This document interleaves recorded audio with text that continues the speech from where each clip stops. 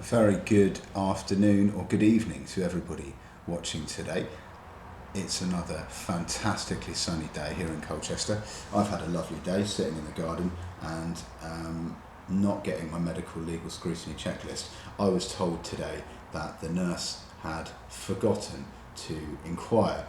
This is probably the fifth nurse that I've asked for to provide the medical legal scrutiny checklist. And each one has either sort of said that they've emailed the Mental Health Act administrator or claimed that they passed it on to somebody else and they delegated it and it hadn't been returned yet, or asked me why it was I wanted it, asked me what I needed it for, and just generally sort of made me various different excuses. But that's sort of not really very relevant. But I don't have it yet, and the person who told me that they'd forgotten isn't working tomorrow because it's Saturday, and the Mental Health Act administrator isn't working tomorrow because it's Saturday, and I'm not allowed to have the Mental Health Act administrator's email address, even though I've had it at various other locations, Signet, where I've unfortunately had the prevalence to be detained. There's not really much I need to talk about today. It's been a lovely day. I spoke to my brother. He's over at Bolter Festival, which I wish I was at, and I wasn't here in hospital. Yeah, it's absolutely shit. I would love to be out at a festival in the bright sunshine with the beautiful people, enjoying all of the narcotic fulfillment and amplified ear-bending music that everybody loves at this time of year. But unfortunately, I'm sat in this fucking shithole of a room. What I've done today, because this camera doesn't like close-ups, well, it sort of zooms in really, really close. So you can get a better shot of my mug, what I've done is put the camera the other way around. So you can see into my bathroom now, which is nice for you. And you can probably see my bedroom window in the reflection of my specs out there, which is really uninteresting for you. But yeah, I didn't get my medical legal scrutiny today. I managed to get to the gym for a bit, which hadn't really worked out for me very well because I've put on lots of belly fat. I've got a big wobbly belly now, and I don't have delicious rippling six-pack abs like I used to do. What I might do is have a quick walk through some news, just to keep it, something interesting for you, some substance, some kind of like some prose for you to get your neurons around and think about. So apparently the world's biggest warship has visited Oslo, and that's angered Russia. Looks like a massive ship there. It's a big warship, very big warship, quite warry and fighty, and it's in Oslo, and Russia don't like that very much, so sorry about that, Russia. Is the universe a quantum vacuum from Big Thing 2 days ago? Bill Gates has got an internet tidal wave memo 28 years ago today. It sounds like Microsoft's AI push. Yeah, that's not very interesting. Macron's France has given up on defending Europe. Well, the Telegraph have said 11 hours ago that Macron's France has given up on defending Europe. I think the European Union was actually an articulation of a Fourth Reich, I believe, which was enacted by the Nazis.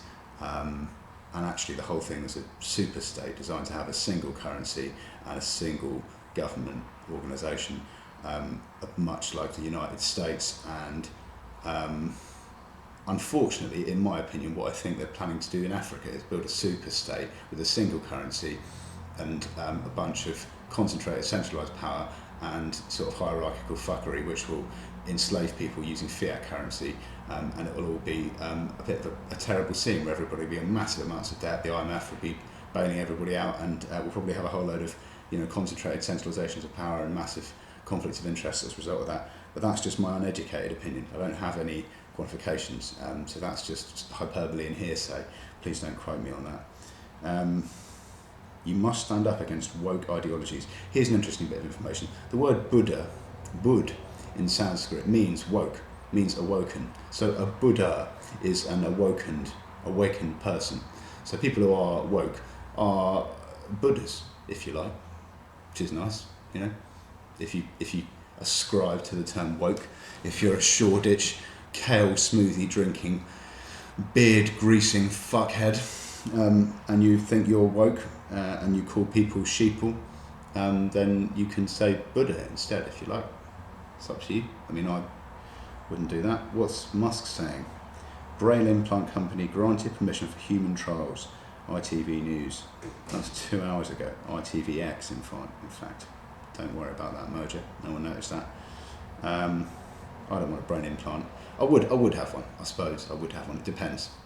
I couldn't get one implanted without getting bumped off, I don't think. But if there wasn't a litany of medical fraud preceding this date, and I had a kind of conscious, sentient decision-making process that wasn't sort of biased or impeded by anybody else, which it does. I'm not a part of any fraternity or cult or group or gang. I'm completely my own person, which, as much as it's shit not having all the mansdem to back you up, no one says jump and then asks me to say how high in response to that. So from that perspective, I guess I'm quite fortunate. But let's have a look here. It felt like my way out. Why students from India come to the UK to study. Well, most of them become GPs, don't they? I mean, I think that you basically have to be able to cook a banging curry to be able to be a GP. That's a pretty strong racial stereotype, but lots of people find that there is. I think it's probably just because Indian people are much more hardworking, and there's a lot more. It's very hard to study and learn to become proficient in medicine, and it seems very much that Indian people often work in medicine. I've found over the years, but I won't push that stereotype because that's not culturally appropriate and could potentially be misconstrued as me making a racial stereotype. But there's another article here. I won't read too many more because we're up to 6 minutes now. The line architect Peter Cook questions the Saudi desert city's buildability. The Architect's Journal, 2 hours ago. Look at that. If you could see that picture, I'll try and show you the picture.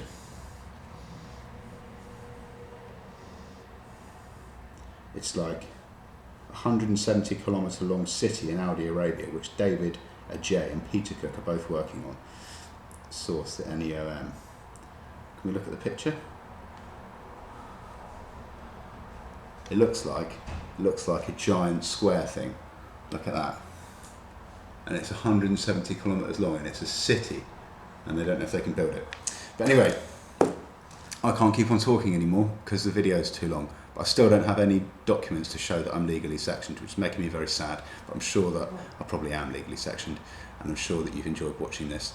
So please just know that I love you, and please follow my YouTube channel, and like and comment and subscribe, and make sure that you have a fantastic summer, whatever you do. Cheers.